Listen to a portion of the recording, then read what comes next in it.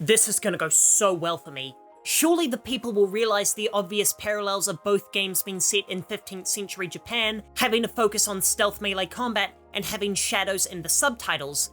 And of course, they're going to reasonably assume that both games take a different approach and are therefore going to do some things better than the other, and neither game is objectively superior to the other. So with my faith in the internet restored, let's begin with our first category, narrative. Maybe I'll come back to that one. Let's actually start out with combat, and this is an easy category as Sekiro sweeps this round. Sekiro's combat is revolutionary.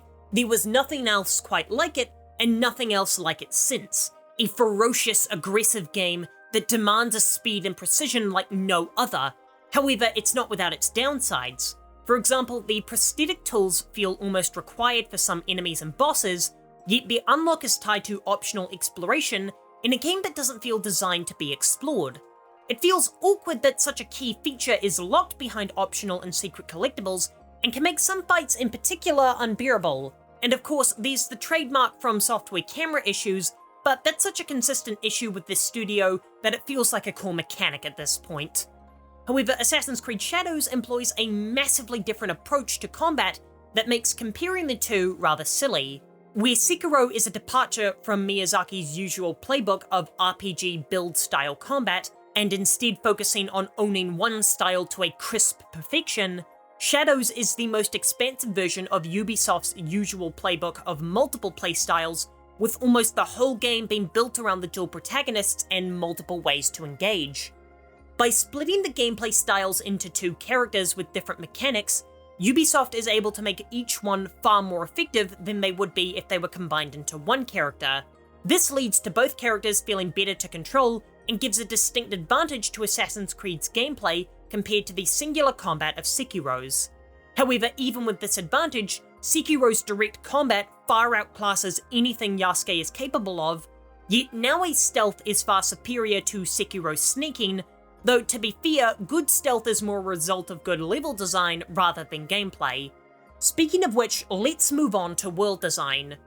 Sekiro uses FromSoft's interconnected level design to create a labyrinth of weaving pathways. However, there's almost no connection between areas without first going through Ashina Castle. There's never any Undead Parish elevator moment that absolutely floors you. It's more like Ashina Castle serves as a hub for all these other areas. That's not to say there's no interconnected design, but Sekiro will let you fast travel from the start, while Dark Souls 1 made you earn that right. Which indicates to me that Sekiro wasn't designed to be explored and for the player to find optimal routes like Dark Souls was. However, in terms of visual design, Sekiro is far and away the best world FromSoft has ever created.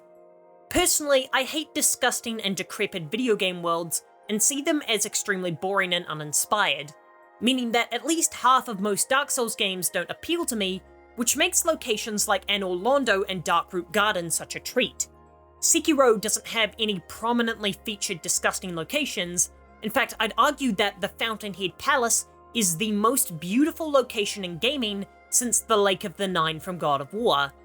Meanwhile, Assassin's Creed Shadows features the ginormous open world that the series has come to be known for.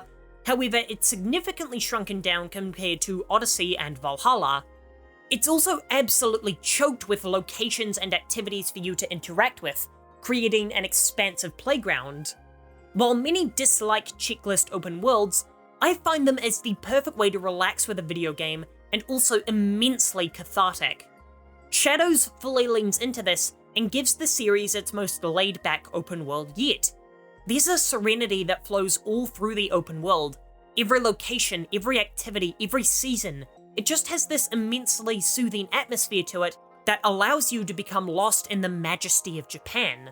This is in thanks part to the eye-wateringly beautiful visuals, which are complemented wonderfully by the series' tradition of scaling immense structures to gaze out at the unending world beneath you. Assassin's Creed Shadows is far and away the best viewpoints that gaming has ever had. Not necessarily in quality, it'll never top the absolutely jaw-dropping spectacle of Breath of the Wild and Elden Ring, but no game has had so many breathtaking views, all packed so densely together, that work excellently across multiple seasons. So in terms of world design, that point easily goes to Assassin's Creed Shadows. Now that only leaves us with story. Yay. Sekiro is again a massive departure from Miyazaki's usual style of story, because lo and behold, it has one. There certainly is a protagonist with a clearly defined goal, and there certainly is a narrative that unfolds as the game progresses. Meanwhile, Assassin's Creed Shadows certainly has two protagonists, who certainly have two clearly defined goals, and there are certainly two narratives that unfold as the game progresses. Given that 2 is bigger than 1, I have no choice but to award the point to Assassin's Creed Shadows and lock the comment section. For more Assassin's Creed Shadows essays, here's one about how the dual protagonists are utilised properly, and I'll be back in 2 days.